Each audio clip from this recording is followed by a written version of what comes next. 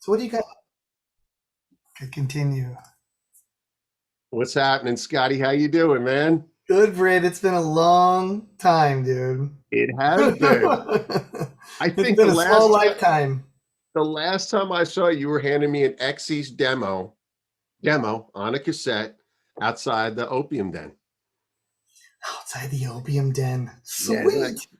I isn't love that that place over in Selma. Like that place used to be like a bad hood. And now it's like full of killer restaurants and bars, and the newsstand is gone, and it's funny how that place changed. But the Opium Den, that was the cool place. Wasn't that like on Tuesdays or something? something like that? But the thing was, didn't it feel like you and I had lived a lifetime before that? Yes. Like I felt old then. I felt like I lived a lifetime before then with Yeah. our previous bands in our LA time, man. It was Yeah. crazy. Yep. Absolutely. I remember seeing you at the Troubadour all the time. I remember the church, that Yes. party spot. Right by Clown Liquors over Like there. Clown Liquors, that's where Scrap and I used to hang out, and he would play drums up there in the loft. Mm-hmm. He was just Yeah. talking to me about you and him at Suma Recording. You worked at Suma Recording. I did. That's before Rick Stevens turned it into the record plant. He sold Suma. He bought the record plant in, not obviously not the one in New York, but the one in LA, and refurbished it. And then when that thing started taking off, he closed Suma, or he sold it to the people that turned it into just offices or whatever it is now. So Were you always in the recording and stuff? I always remember hearing that, but what I remember is you and Satchel dissecting Stone songs down to the bone at one point. Like, yeah, we were. We would always sit there, and we were doing our fair share of chemicals to help keep us awake for days on end so that we could play guitar forever.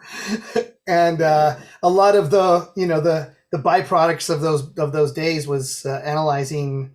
I think we learned Midnight Rambler to the T, yeah, which is like an extremely long song. I don't remember how long it is, but I think it's like 8 minutes or something. So it's funny. um, Yeah. yeah, man. Yeah, I was always, I think, into the recording side of things too. It always piqued my interest, even though I tried really hard to. Well, what do they say? There's that thing. I think it's from Kung Fu Panda. What is it? Says one often meets his destiny on the road he chooses to avoid it. Oh my God, that's amazing. Yeah, yeah, and that's exactly what happened to me. As much as I work in studios all the time, Brett. Like when you met me and before you Yeah, met me, I was working in studios as a runner, yeah, yeah. and that's how I got everything going, was because of the studio life. But yeah, I never thought I'd end up behind the console and like producing and writing. I mean, I just ran from that, and here I am. So Well, it's more of a lot of following it through. psychology behind it, right? A lot of psychology behind what you Well, do. yeah, I mean, well, writing and recording is for one, that's a skill set. As a friend told me once when I first got into it, he's going, you have to learn how to be a scientist a little bit, and he wasn't wrong. But what you don't realize too is that when you start to produce and really work with artists, is how much of a therapist you become. Totally right. Sometimes to console them, but also to extract information, so that they can see themselves in the song somehow. Yeah. Own it. Getting in their psyche, right? It's got to be, and knowing when to push and when to pull, I'm sure. Yeah, and knowing what balls to grab and which ones to throw away. And if you've got a good session going on, it can be a lot of fun, and you're definitely drained and tired by the time you're done after a 5 or 6 hour day. Um, when you're trying to crack codes and put puzzles together and things, it's very brain fatiguing. And plus you're doing chords, and you're kind of building the demo as you go. I mean, at least I do. I kind of do everything as we're going so that it keeps everything moving. Well, that's what I like about rap is they're never making demos; they're recording the whole time. That's what it seems like everything shifted to. You're recording from Yeah, day one. I am too. Everything I do, if it's going to end up on a record, it started with the demos, and I worked on the parts, and usually the demo bits are what make it onto the records. They just get refined. Man. Yeah, dude. You know what's cool though? I was looking at your Instagram. I love that moment where the Pink Floyd band, you were talking about the army band came to your school playing Pink Floyd. Oh yeah, they were called no, they were a police band called Squad 4. A police band. Okay, that's right. Yeah. Not a police, the group band. They They were were cops in Denver. right. And they came and they made a disclaimer and said, actually, I mean, I can't remember because I was so young. I think I was in maybe 5th grade, Right. 6th grade. Yeah. And yeah, it was definitely like 5th grade. Uh, they made this disclaimer and said, look, for faculty out there or whatever, this is just a song. It's very popular. It's on the radio. We don't mean anything literal by it, whatever. And then they went into we don't need the wall. And it was like, I just couldn't stop singing along. And I lost myself in it because I loved that tune. And then I just looked over in my row and everybody was just giving me that look like, you got to be serious. Look at that fucking geek, But it's a big moment, right? I remember seeing Sound Chaser at the fair playing Sabbath covers and the singer walking off and hugging his girlfriend afterwards, going like, whoa. Yeah. That's what, like, that's it. That was as big as seeing Crew to me at that time. So that was the gateway drug right there to me. Well, it was just that what I realized is how much I just loved rock and I lost myself in it. And these kids were just not like me at all.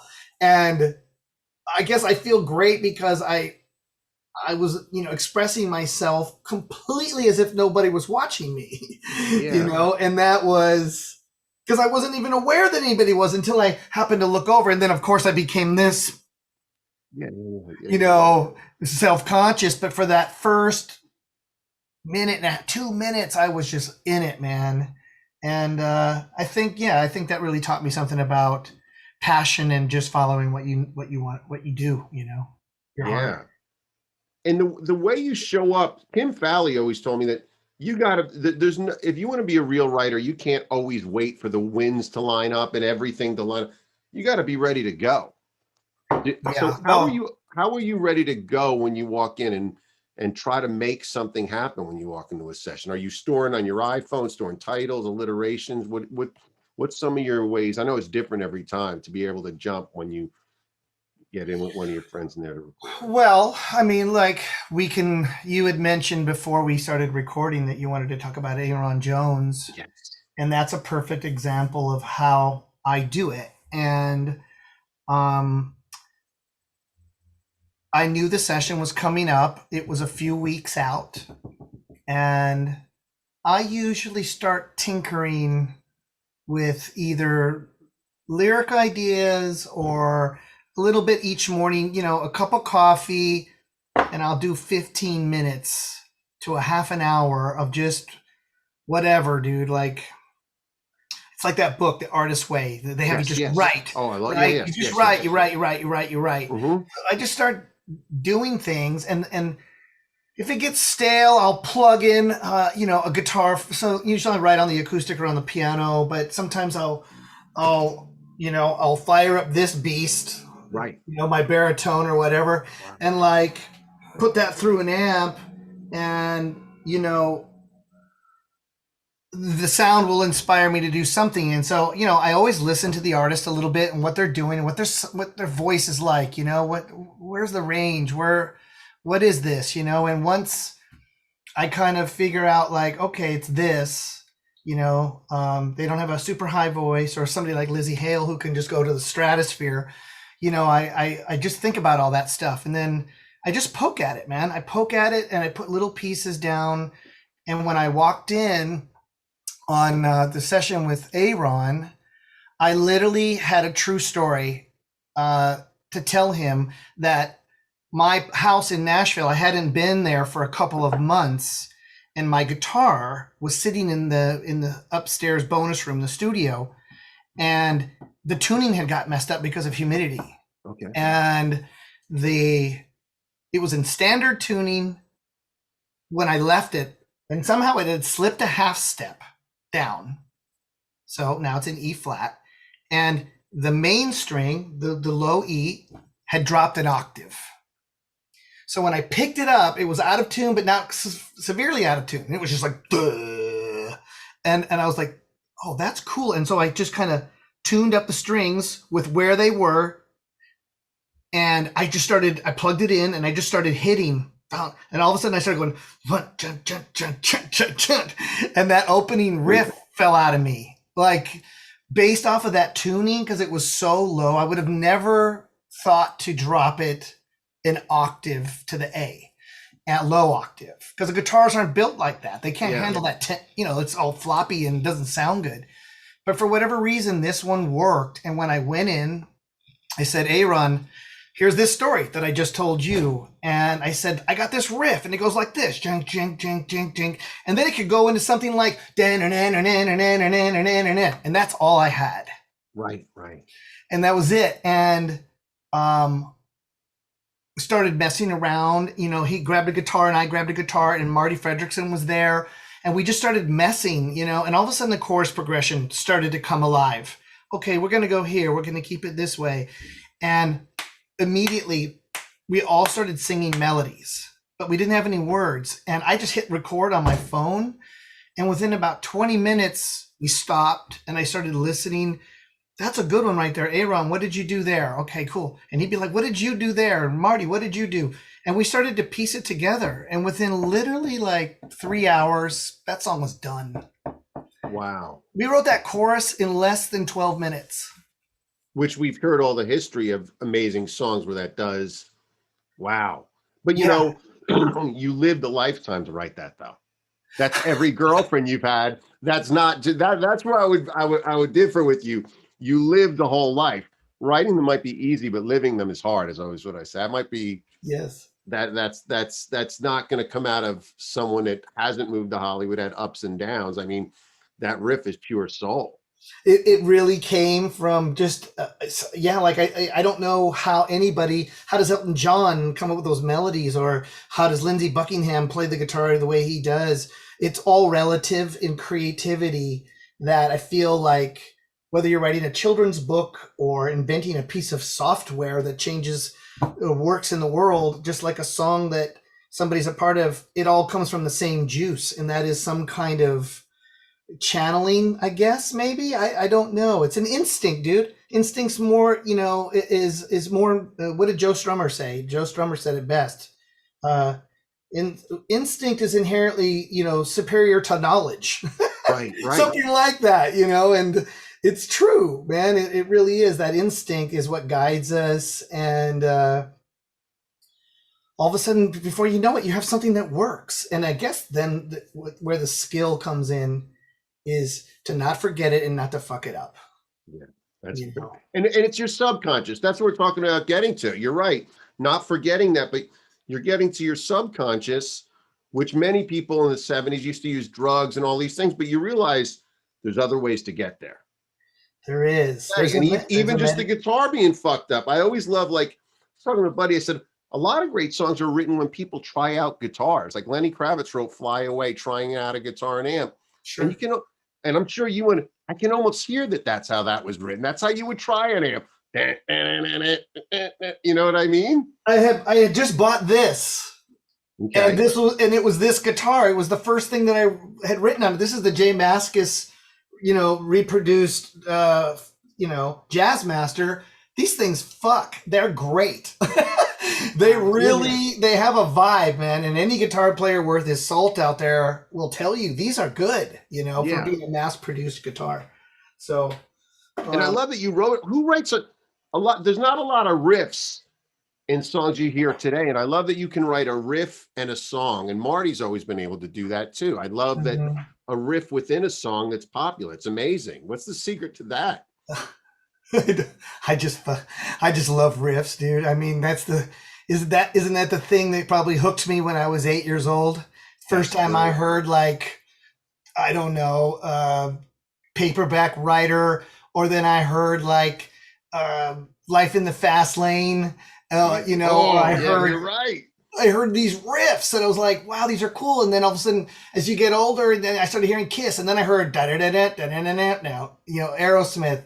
and then that went into like The Mob Rules, which was like Yeah, a yeah. which was like a chord riff. You know, it was just that stuff. Just kind of, I think I always loved that a Yeah, lot. but singing through riffs is a job, man. That's not an easy one to do. You know, I mean, sing through a riff is to find the pockets and everything is a job in itself.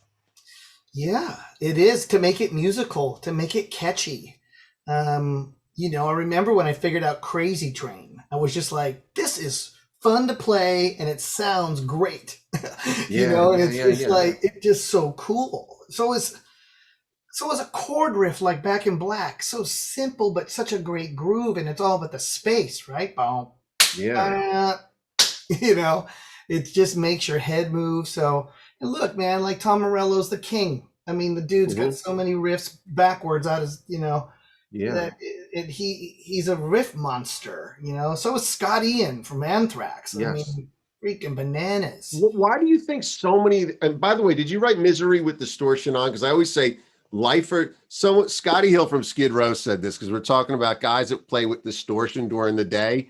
Scotty goes, "That's like day drinking. That's a commitment. That takes commitment." Do you play Yeah. with distortion during the day when you're writing a jam? It depends if I'm excited by a riff. Yeah, man. It's Wow. when I was working up this the single that I have out right now with Halestorm, Back from the Dead, before Lizzie got here. I was just messing around and I knew I had something and I plugged it in.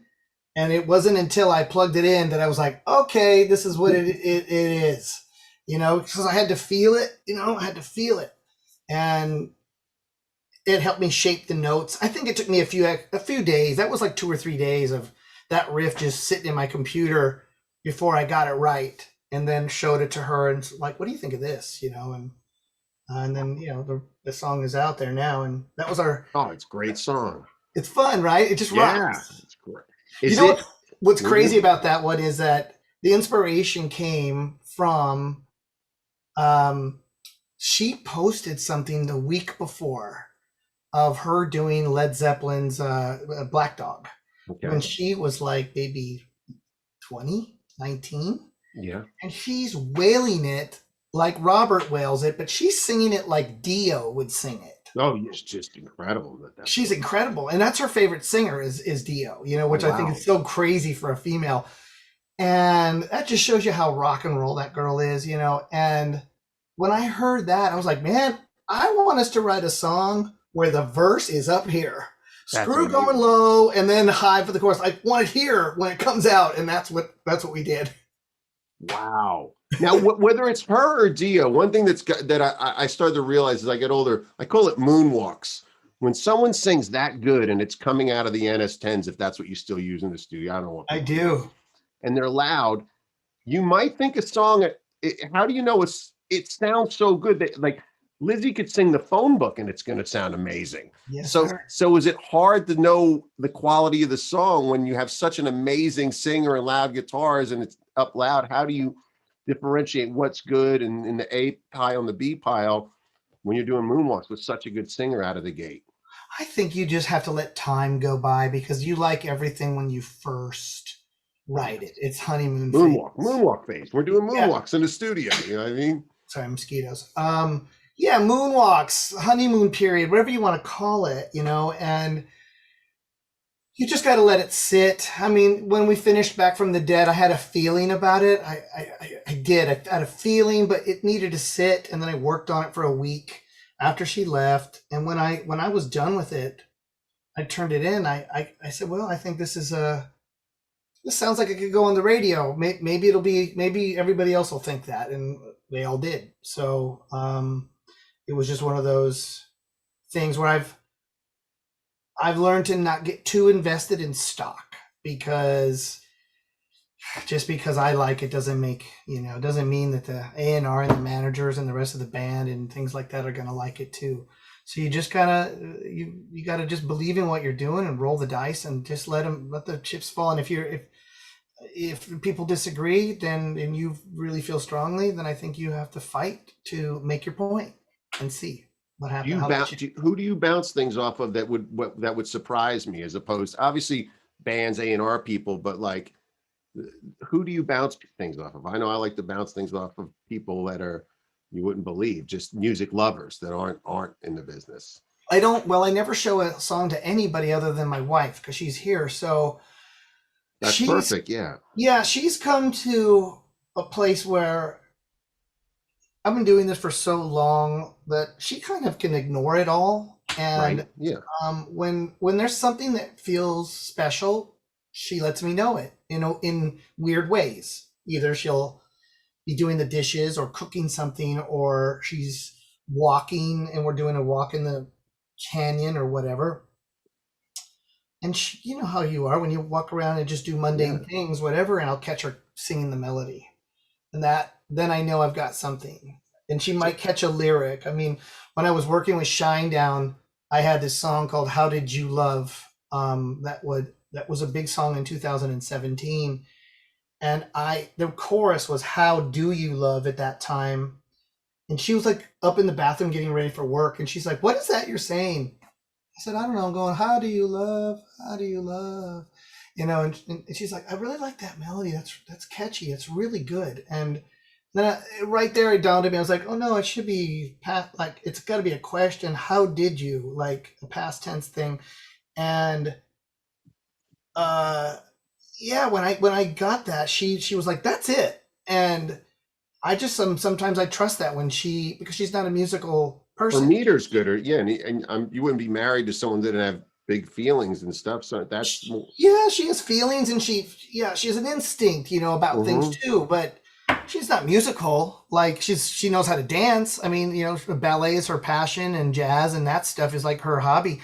So she's lyrical in that way, but she does not play an instrument or anything, you know, but she knows what she likes. And so it seems like more times than not when she can hum a melody or sing just a little what I call a billboard piece of the song where Yeah. just our little it's like a jingle, right? Yeah. Singles are like jingles, a little piece that you go, you know, back and black. That's like a jingle, you know. Yeah. Yeah. Yeah. And like I don't miss you, I miss the misery, which is like one that I did for Halestorm a long time ago. Those are little advertisements or billboard statements, and when people can sing those back to you, remember them, then I think you've got something, you know. Highway to Yeah. Hell, right there in the back behind you, perfect Yeah. example. And isn't it weird, like when there's certain lines in a song that aren't even the chorus that become more the chorus? Like I just saw Guns, and you watch It's So Easy, and you're like, there's lines in the verses that are more important than the chorus. When you see a Community or Oasis, the big lines, please don't put your life in the hands of a rock and roll band. Yeah. It's almost bigger than the chorus, and you just see what's the psyche where we latch to certain things. Yeah, we do because we really need that plane, and it's so easy to land, and so we go, "It's so easy," because that's so freaking simple to bob your head to, and everything that's come before it is so good that that's the payoff that you need. You don't need any more fireworks. But when everybody goes fuck off, why does the arena get on board and fuck? Those are Yeah, important. I love watching the important places in songs that aren't the chorus. exactly, and those are magic when you can have those little moments like that. Woo! You gotta you got a It's freight up here, train. right? It's just like, You got a freight train of a song, you know. You're right because everybody's just fuck off. They're waiting for that moment, you know. But it also comes later, and those are what I call gifts. As the yeah, song develops, you throw in little things. And Axel, for whatever you know, unbeknownst to him, I'm sure that's just another little gift nugget for us as the listeners halfway through the song, yeah. you know. It's just well, I DJ, so I guess now that's my thing. I love watching what. Now I realize as a DJ, you're a psychologist. You're just watching what Yeah. everybody does and how you can bring them back in time, forward in time. Which lines make people really just resonate and sort their human. Most people sort their human experience through music. Yo, yeah. And the fact that that you DJ, you are leading their emotions and you know, you're kind of like puppet master because dance is that way. They're just a slave to the what's coming at them, you know, and it's not like going to see a band that you know the songs unless they start doing instrumental jams out of nowhere. Yeah, That's kind of that's the same thing, right? You yeah. know. So that's yeah, man, that's really cool that you can steer them kind of bend them to your DJ will. So Well, it's the emotional experience, and I will probably like you're not a selfish person. I don't. We've known each other for years. I don't think I'm a selfish person. I want the greatest collective experience. Flea once said something that when he enters a room, he gets on his knees and prays before the concert to lift the people up larger than they felt when they walked in, and that's my job. You know absolutely. what I mean? And that's what Me you're. too. We're lifting people's days, even if we're bumming them out by sorting some emotions. Last night I DJ'd and it was all going great, and some woman requested the saddest song ever written as called by Robert Downey Jr., Lighter Shade of Pale, and I didn't know what to do. And it ruined the night and never came back. Great Oh song. It's one of my favorite man. songs, but Yeah, yeah. it's out. We're over now, buddy. You know what I mean? Thanks for Debbie Downering the whole Yeah, room. night's over, buddy. No one's coming back. Everybody was gone and it never came back. And music just, it's such a power. And, when we're kids, all you want to do is play out. But you realize the shows really, unless you're Springsteen, they don't stay with you as much as the recordings. The recordings are what's important, and I'm going through that right now as I'm producing this new Halestorm record with Nick Raskulinecz, who full circle. I mean, he produced the X's back in the day, and he and I are friends and stayed friends, and now we're producing this record together. And yeah, there's a lot of decisions right now of like what constitutes the best for the eternal recording versus live, because Hailstorm, they're not done, dude. They're gonna go for 10 more years. Yeah, oh, fuck yeah. And it's like, and this is a band that in some people's eyes might not be the cool thing or whatever. Let me tell you what's cool. They go to Anaheim and 10,000 people show up. And it's like, you go to Ohio and 15,000 people show up, or, it's like they've figured out a way, they do it, man. They're doing it. They do what we all got in the business to do in the beginning. This is a band that's doing it, like much like many bands. But Halestorm, like Lizzie, is quietly making history. I mean, I'll tell you who. I have a friend that's pretty big rock star, and he uses her as the bar for if you're a girl and you think you sing good. Who is it? No, I'll tell you after. I'll take it if I say it. But that's the bar for if you know what I mean. You think you sing like you think you sing like Lizzie from Halestorm if you're saying you're a good singer? Yeah. When you put yourself on the, what I mean. Let's talk. Yeah, dude. She sings right on that mic right there. That's it. Amazing, man. There it is. Yeah, I can show your viewers, like, this is what's up. I mean, this is my rig. There you are. Oh, there I am. Look at that. There's my speakers and all my stuff, my keyboards, and then over here is like my amps, bro. And there's just some of my guitars, and sorry, it's blurry. I have to go slow. And then I got a bunch more over there. I love that now the studio, like you say, you're working every day. Remember when we were kids, you had to save up your money for like a year, and then you entered the studio with all your nerves and everything just to go in. That was so scary.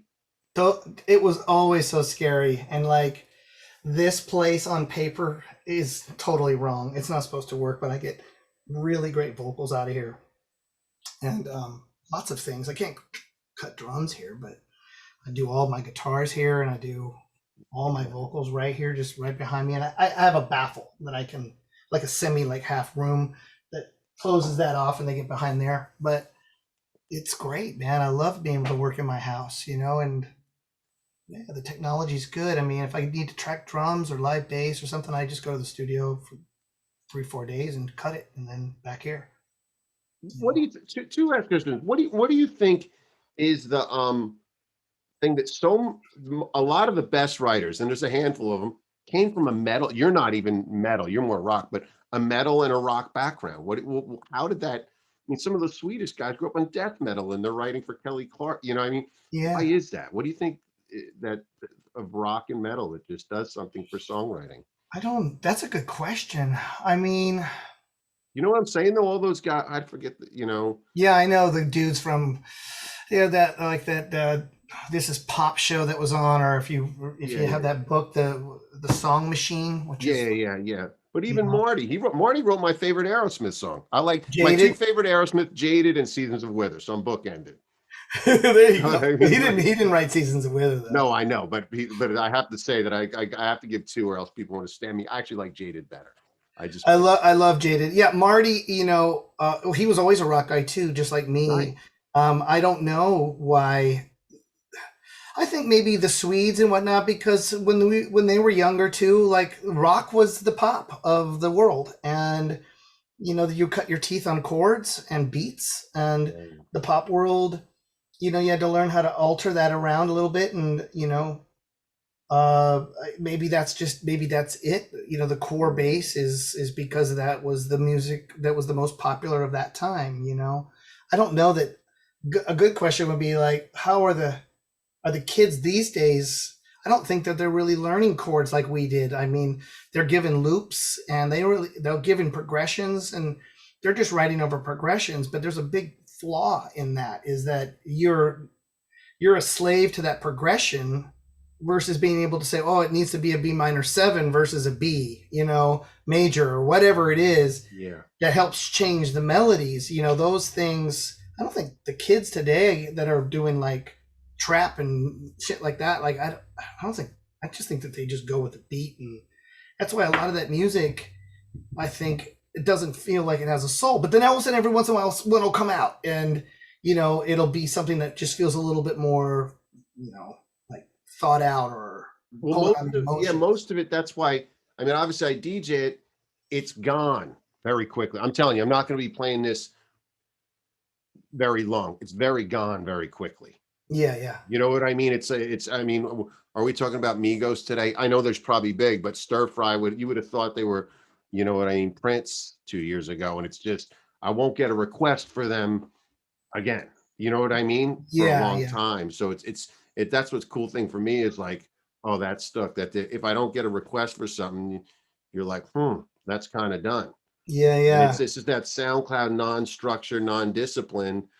And I'm sorry, but the most important song in a while that I DJed was like you think of Happy, which is a song, and what's that Justin can't the feeling the Justin Timberlake one. Yeah, I can't stop the feeling. That I'll be playing those in 15 years if I'm You still will be DJing. playing Yeah, those yeah, for like in that's how I go. 15 I years. just know. I know. You know what I mean? It's like those two I'll be playing. The rest of this stuff I won't. You know what I mean? It's funny because there's a real mathematical magic that's going into songs like "Can't Stop the Feeling," because there again, the Swedes and Max, through all of his years and whatever help. I don't know what constitutes his. I know he doesn't really write lyrics; he writes melodies, Right. and chords. But you know, he's very seasoned, and he has a confidence, and he has a way, and he knows what to do. So when he gets on the right thing and he works that song, there's no stopping him.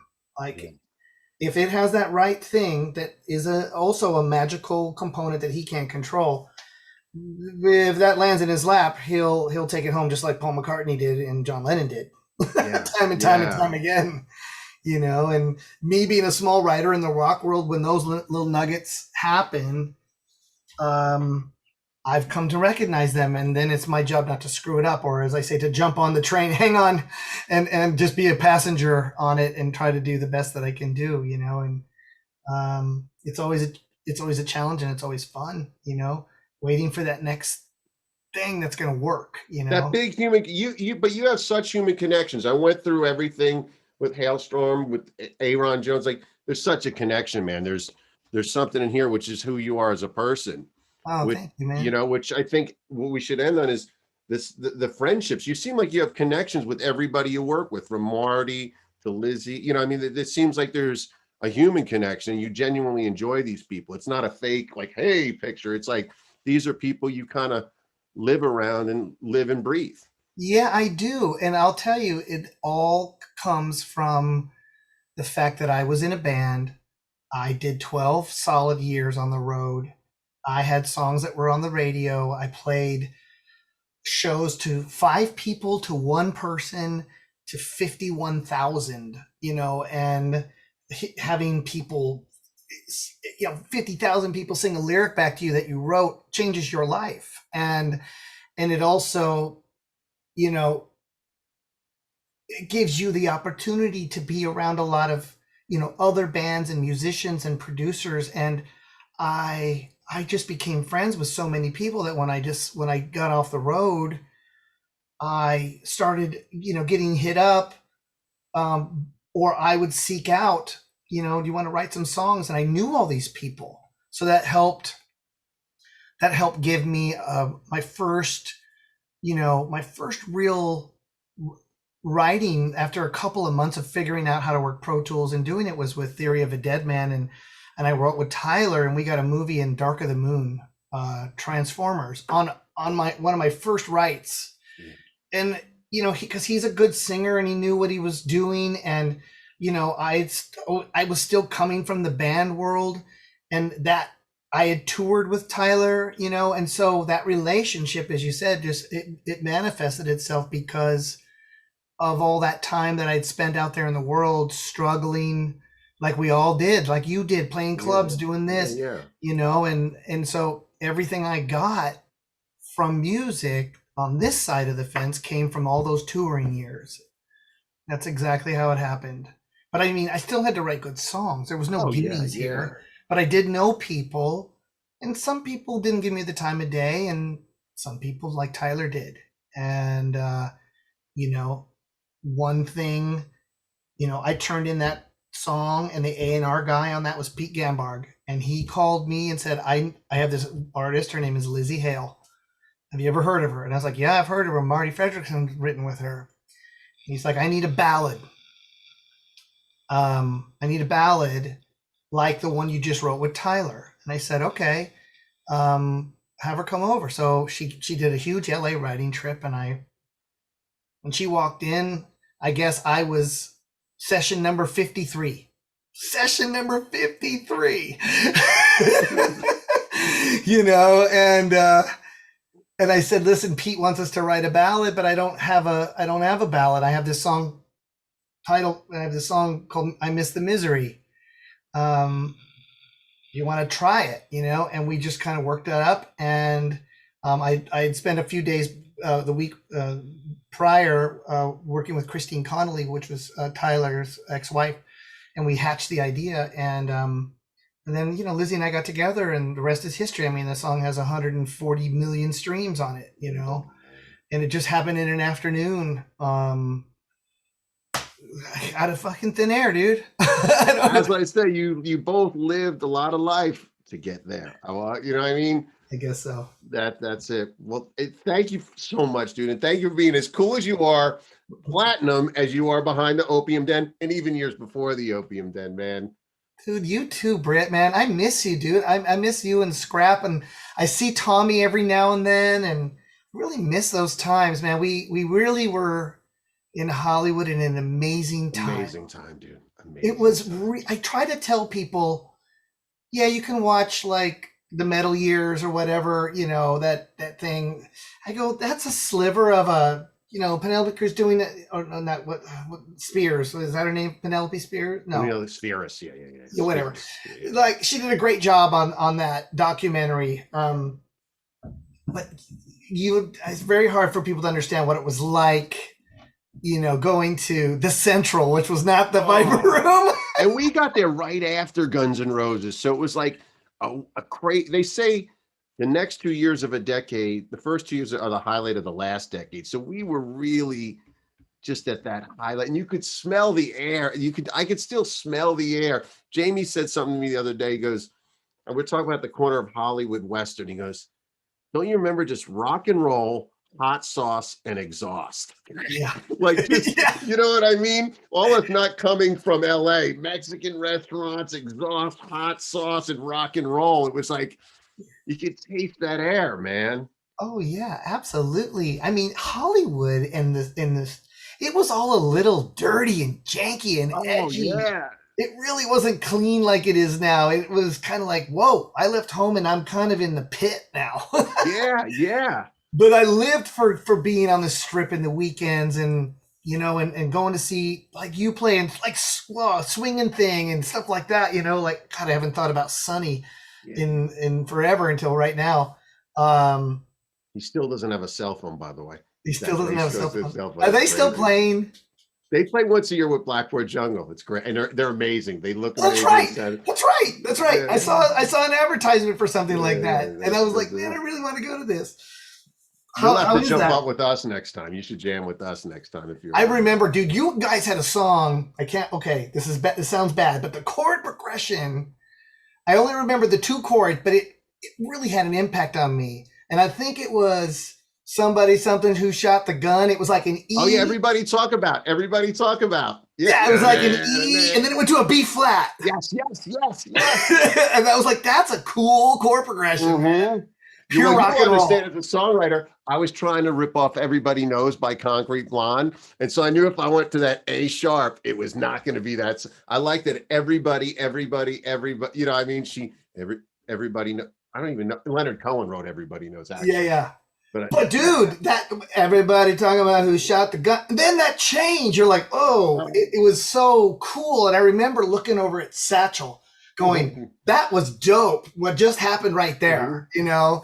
And those are the little things that it's funny. You just remember these little. And it's funny. I still laugh from It's So Easy, and I don't know whether it's in there. Just that felt like It's So Easy. It did. You know what I mean? It's not. It's not so. It's so easy, but it feels kind of like the same. That it's in the same. Up here, like you say, it's up here. Yeah. Yeah, dude. Man, Those I'm were gonna have to great, sing in great my times. disco band, even though I got a disco shut. I'm in a disco band now. Oh, I love it, dude. This is just kind of a joke. I love that. This is a play off that guy, that DJ guy. You know that place over in Silver Lake. They make these shirts. Something Yiki Trading Post or whatever it is. I'm It's gonna over by have the to get one Dresden. for our next show. I've been writing disco songs for the past 3 years. I love that. Yeah, yeah. Dude, octaves. I'm like Phil Chen. Phil Chen's my new hero, man. Oh, that's great. Yeah. I love that. Thank you. We'll have to get me, you, Tommy, Jamie up to the Rainbow for a dinner at some point. We do, man. Please, let's make that happen. All right. And hang out so I can say goodbye. Say goodbye to everyone. All right. Goodbye, everyone. Thank you so much, Britt.